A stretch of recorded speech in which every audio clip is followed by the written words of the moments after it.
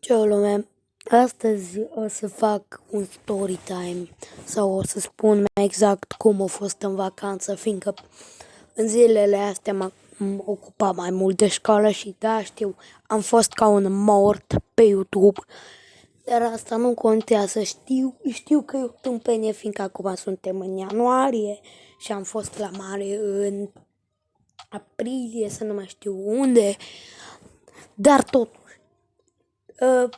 Eu prima oară o să spun despre locul unde am fost cazat. A fost un loc chiar ok. Numai că nu mi-a plăcut că din când în când se lua curentul de tot, adică rip televizor, rip back, rip tot. Tot. Dar în rest a fost un loc foarte bun. Acolo am fost cam toți, deci 6 prieteni de-a lui maică mea și 0 de-ai mei, dar nu contează. Și până la urmă, în primul rând, am fost prin Vama Veche pe acolo. Puteam și în Bulgaria, dar n-am vrut. Și, când am intrat prima oară în apă și m-am băgat așa cu fața de tot. Când m-am băgat așa un pic cu picioarele, cu burta, așa rece a fost apa aia, de-am sărit de acolo. Așa am mai încercat încă o dată, cu fața. Ai de cap. Și când am ieșit îmi venea să borăsc efectiv. Așa un gust avea apa aia, deci mi-a venit să vomit. M-am dus direct acasă eu cu maică. N-am mai stat la discuții. Și de atunci n-am mai făcut nimic, numai în casă am stat. Până când m-am obișnuit, deci apa de la mare. Și haideți să vă zic ceva. Mie îmi plăcea acolo la mare efectiv să stau pe mal și să mă lovească valurile și sau chiar în apă. Stăteam în apă și mă mai lovea un val. Și odată când a venit unul de la bombastic, fantastic, m-a lovit. Și am aterizat de zici că am căzut din avion, așa am ajuns la mal. Și după mi-a intrat o tonă de nisip în gură și din greșeală am înghițit. Nisip cu apă de mare. O tonă mi-a ajuns în gât. Și apă de mare și cred că niște alge, și m-am chinuit să le vomit. Dar n-am putut efectiv să le vomit. Ai de capul meu, ce nașpa au fost atunci. Dar eu am învățat un prieten foarte bun de-a lui mama și foarte bun prieten cu mine, prietenul maică mea, știu, nu are sens. Și efectiv m-a învățat, deci ne duceam un pic mai departe de zona de unde aveam eu voie și atunci când venea un val, mă învăța. Mă ridicam sus sau mă ridica el.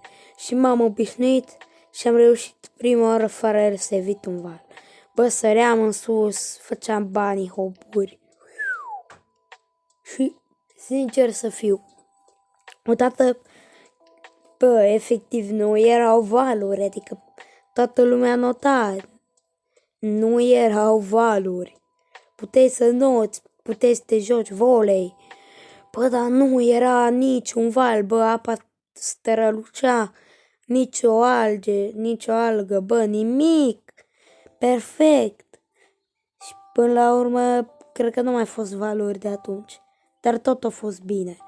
Abia aștept să mă duc iar la mare, ca să mă pot lăuda cu skill-urile mele de volei. Bine, nu știu să joc volei, sunt începător, dar măcar o să fac ceva acolo. Știi, pe acolo. Și ca să zic, mâncarea era fantastică acolo, deci te duce la orice, la un fast food, îți luai un grătar, da? Și spuneau 3 bucăți de carne pătrată, și erau fantastice. Și aveau și shawarma, incredibil.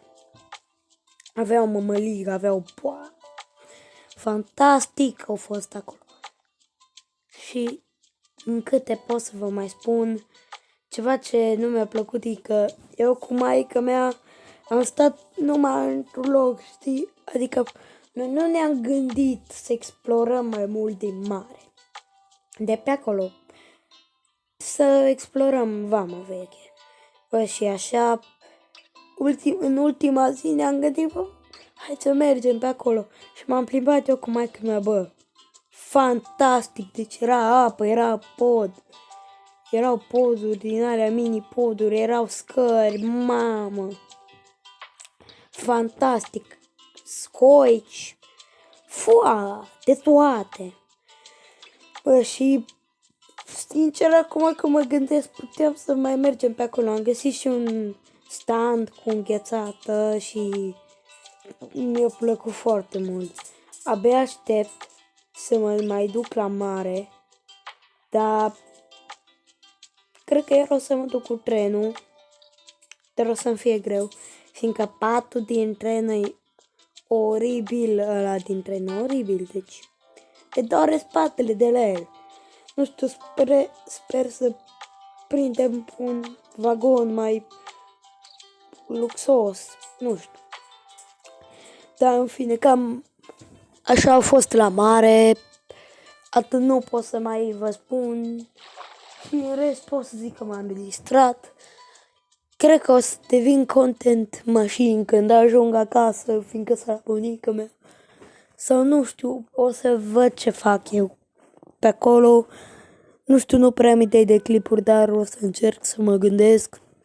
Până atunci, eu am fost Marsupianu, pa, pa!